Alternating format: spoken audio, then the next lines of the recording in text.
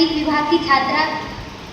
आज ऐसे हमारे भारत के महान व्यक्तित्वों में से एक ऐसे व्यक्तित्व के विषय में बात करने जा रहे हैं जिनका जीवन बहुत ही संघर्षशील रहा और प्रेरणादायक थी, जिन्होंने न सिर्फ हमारे भारतीय संविधान में अपना विशेष योगदान दिया बल्कि एक ऐसा दृष्टिकोण भी दिया हमारे समाज को, जिससे हमारे समाज में समानता, न्याय और बंधुता की नींव रखी गई।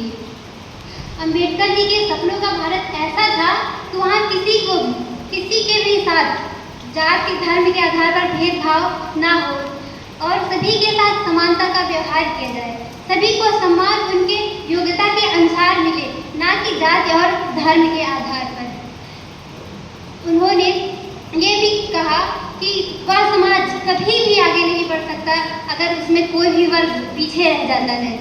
शिक्षा को सबसे बड़ा हथियार मानते थे और वे कहा करते नी का दूध है जो पिएगा वही दहा देगा।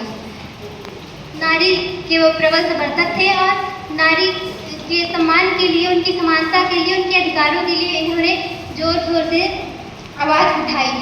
एक बार जब वे पहली बार भारत के लॉ मिनिस्टर बने, कानून मंत्री बने, उन्होंने महिला समाज के लिए, महिला के अधिकारों के लिए एक ऐतिहासिक कदम उठाया, हिंदू कोड बिल, जिसके माध्यम से वे महिलाओं को संपत्ति संबंधी अधिकार और विवाह संबंधी अधिकारों को दिलाने की कोशिश की, लेकिन यह बिल संसद में पास नहीं हो पाया और इसका भरपूर विरोध किया गया, जिसके कारण इन्होंने 1951 ईस्वी में यह कहते हुए अपने कानून मंत्री पद से इस्तीफा दे दिया कि ये एक ऐसे समाज का हिस्सा नहीं बन सकते जहाँ जो स्त्रियों को उनका अधिकार देने के लिए तैयार ना हो। अम्बेडकर जी के सपनों का भारत धर्मनिरपेक्ष और लोकतांत्रिक था। ये उनकी वोट पर ही एक प्रसिद्ध कथन है, कहा करती थी कि भारत के संविधान में वोट देने का अधिकार, मतदान देने का अधिकार एक ऐसी ताकत है जो संसार में किसी भी ब्रह्मास्त्र से कहीं अधिक ताकतवर है। इनके विचारों का प्रभाव हम हमारे भारतीय संविधान में देख सकते हैं और वर्तमान भारत में भी देख सकते हैं।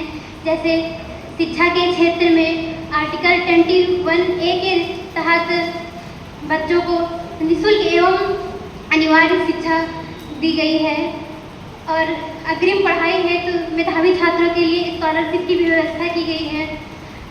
और हमारे नीति निर्देशक तत्वों में भी आर्टिकल 44 में यूनिफॉर्म सिविल कोड के बारे में उल्लेख किया गया है। महिलाएं आज घर तक ही सीमित न होकर बाहर के कार्यों में और राजनीति में भी सक्रिय रूप से भागीदारी सुनिश्चित कर रही हैं, जिसे हम हमारे वर्तमान प्रेसिडेंट साहिबा के रूप में देख सकते हैं, जो कि हमारे भारत का सर्वोच्च पद माना जाता है। और स्थानीय स्तर पर पंचायती राज और नगर पालिका, जहाँ 73वें और 74वें संविधान संशोधन द्वारा महिलाओं के लिए 1/3 सीटें आरक्षित की गई हैं। समाज में काफ़ी हद तक जाति धर्म पर भी नियंत्रण किया जा रहा है, जिसके प्रमाण के रूप में हम इंटरकास्ट मैरिज की बढ़ोतरी और स्वीकार्यता के रूप में देख सकते हैं। और पिछड़े वर्गों के बढ़ोतरी के लिए आरक्षण की भी व्यवस्था की गई है। इसी के साथ हम अपनी वाणी को यहीं पर विराम देना चाहेंगे। धन्यवाद।